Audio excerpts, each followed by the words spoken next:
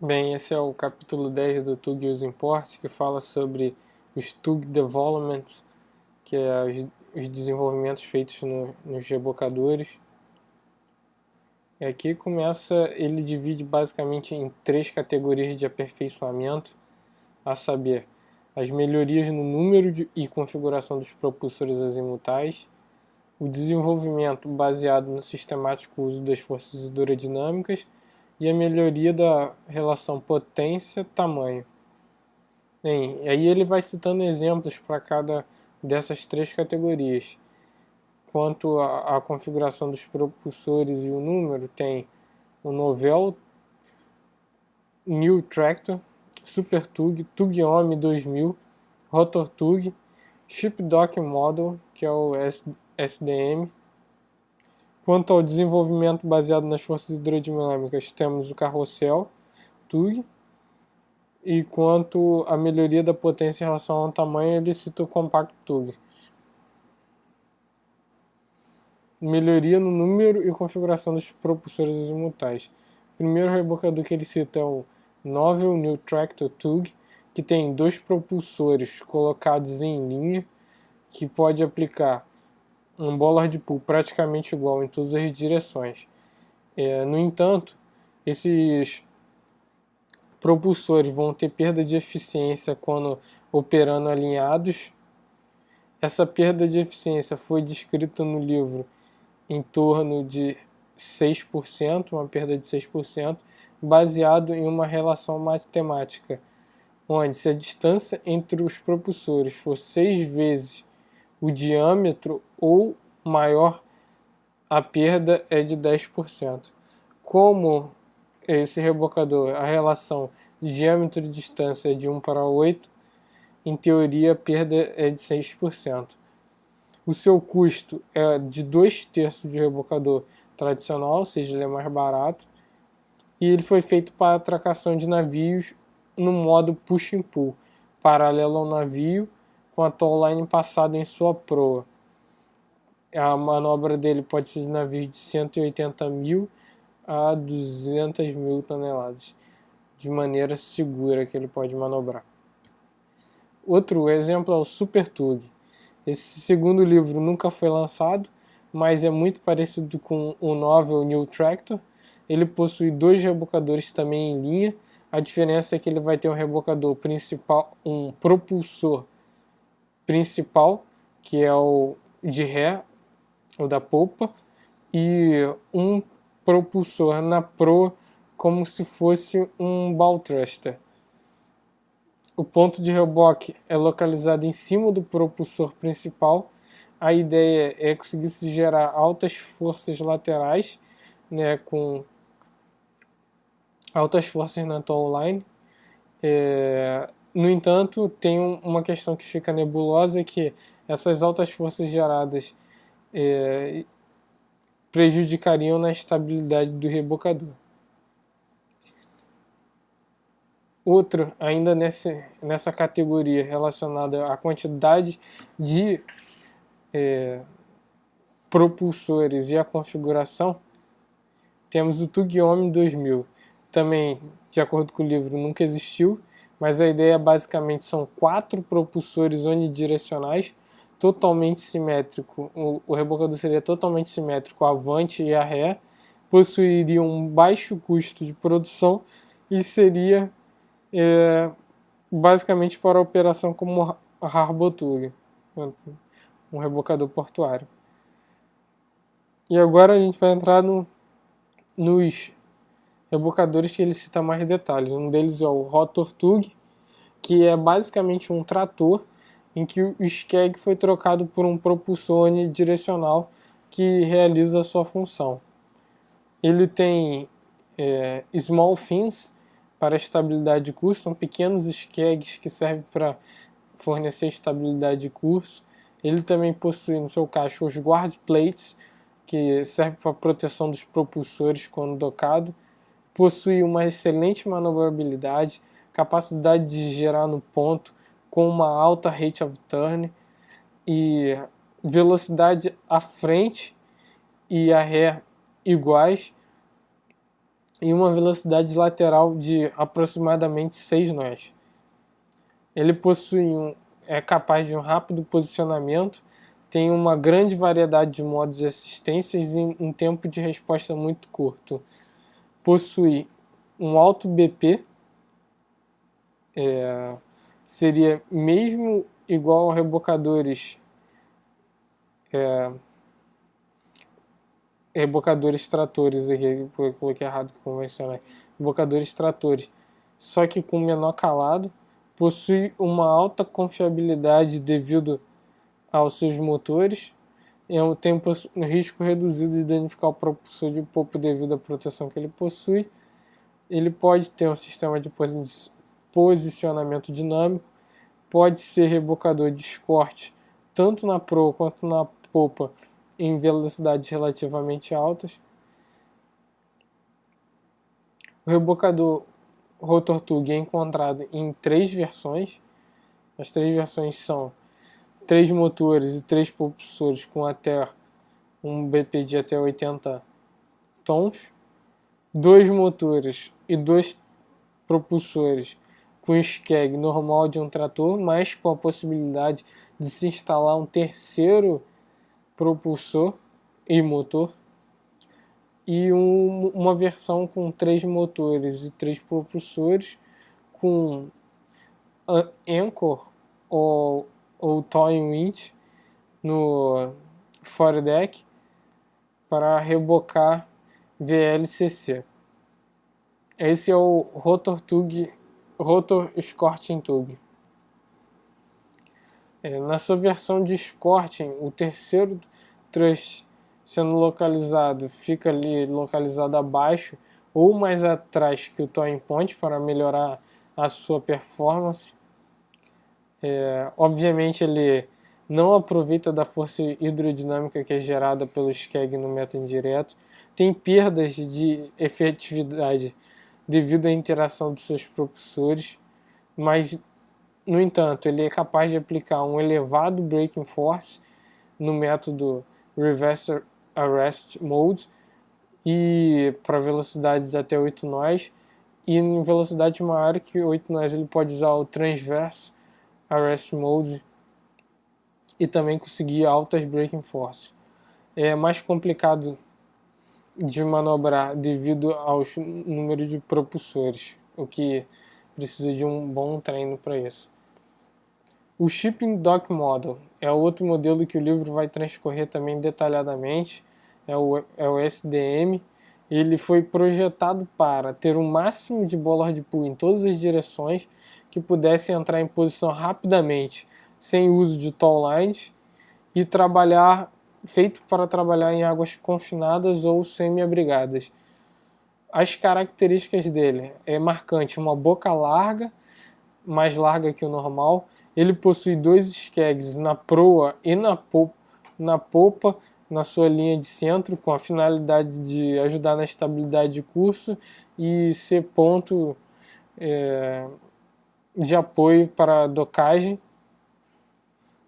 Tem um detalhe desses skeg, que ele tem um buraco, né? Ele tem uma passagem para reduzir a diferença de pressão entre cada um dos lados, porque senão, por causa da força gerada ali pelo propulsor, né? O jato d'água gerado pelo propulsor iria causar ali a necessidade do captain manter um certo grau para conduzir a embarcação alinhada.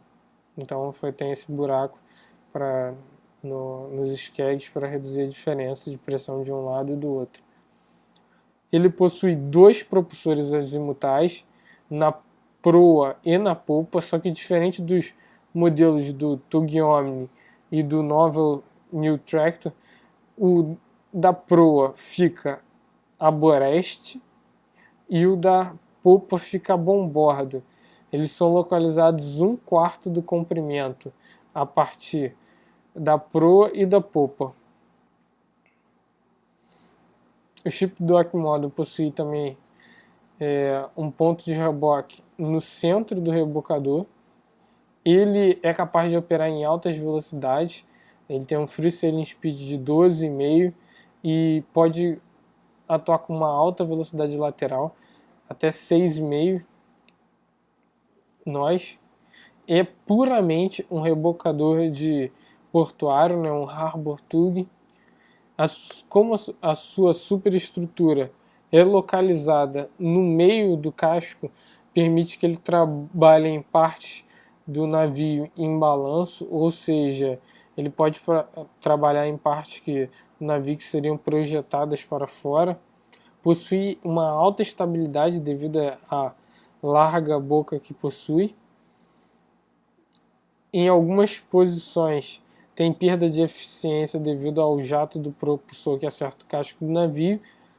É capaz de gerar altas forças laterais, bom para áreas estreitas.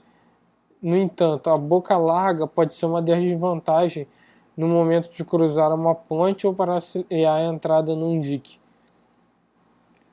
Pode usar um ponto de reboque no centro e a sua capacidade de deslocar-se lateralmente para operar num espaço curto de comprimento, ou reduzir ali o espaço necessário para compor o rebocador, a towline e o navio.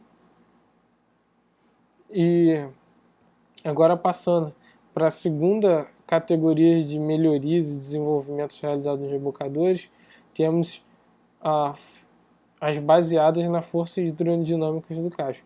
Ele cita aqui somente um exemplo, que é o carrossel tug, que nada mais é do que um rebocador que possui um mecanismo radial, né, situado acima do centro lateral de pressão, com um comprimento, mais ou menos o comprimento da boca do rebocador, que funciona basicamente para limitar os ângulos de inclinação. As vantagens desse rebocador tipo carrossel é poder lidar com altas forças na towline e dificilmente irá emborcar por causa da força lateral. Permite que o rebocador gire livremente, sem o risco de o cabo de reboque entrar em contato com a superestrutura. Além de permitir altas forças em velocidades maiores, garante um alto braking power, pois o rebocador pode operar em segurança em broadside. Aumenta as capacidades dos rebocadores convencionais e combi-tugs. O rebocador de popa convencional, ele fica livre, né, para aplicar steering force para os dois lados, devido a esse mecanismo. Ele possui algumas, não digamos desvantagens, mas algumas limitações, né? E uma delas o que limita a máxima força na towline. Ele dá dois itens para isso. Um é a submersão da popa, ou seja, entra água na popa quando aplicando muita força, o que nos leva a uma necessidade de uma adequada borda livre e forma do casco. Isso acontece quando o fluxo de água é pequeno, tem um pequeno ângulo com a proa do rebocador. E o outro fator que limita a força máxima que pode ser alcançada na towline são os momentos no tug, né? É causado quando o propulsor não consegue sobrepor a força do cabo de reboque. Acontece quando o fluxo de água está perpendicular com a proa do navio, normalmente. Carrossel, as suas desvantagens. A conexão do cabo de reboque para os navios, né? Nem sempre pode ter a conexão, ou a conexão ser diferente, e não consigo. Essa é uma das desvantagens. A segurança no deck e condição de trabalho. Towing winch apropriado para a força gerada. O carrossel necessita que haja uma força constante no cabo, o que pode gerar um movimento indesejado no navio. Tem que ter um estudo para determinar que as altas braking force podem ser geradas sem gerar uma rate of turn no navio, né? Em baixas velocidades precisa aplicar toda a força para ter efetividade, e ele não foi feito para operar no modo at the ship side. A aplicação dele seria durante o trânsito em canais e vias e aproximação do porto, mais ou menos na situação de escorte. Por isso tem duas versões.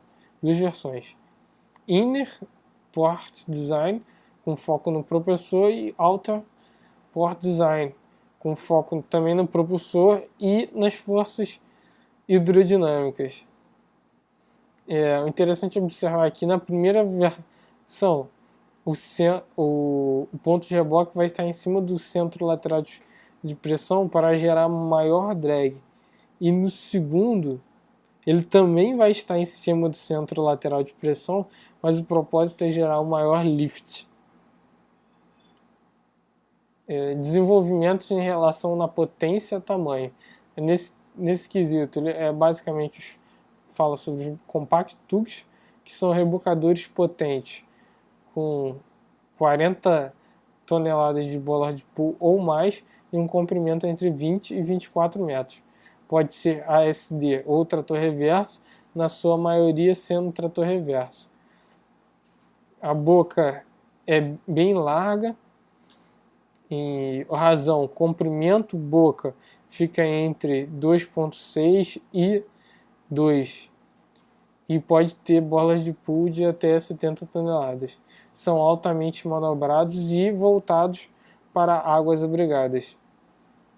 O Compact Tug tem baixa resistência lateral, ele é praticamente sem skeg. O centro de pressão avante a meia nau. Ele pode gerar altas forças no push e pull em curtos tempos de resposta, inclusive em altas velocidades. Pode ter pequenos skegs ou skegs especiais para estabilidade de rumo e forças maiores no método indireto. Tem alta estabilidade devido à grande boca. O ponto de reboque baixo diminui ainda mais o ângulo de inclinação.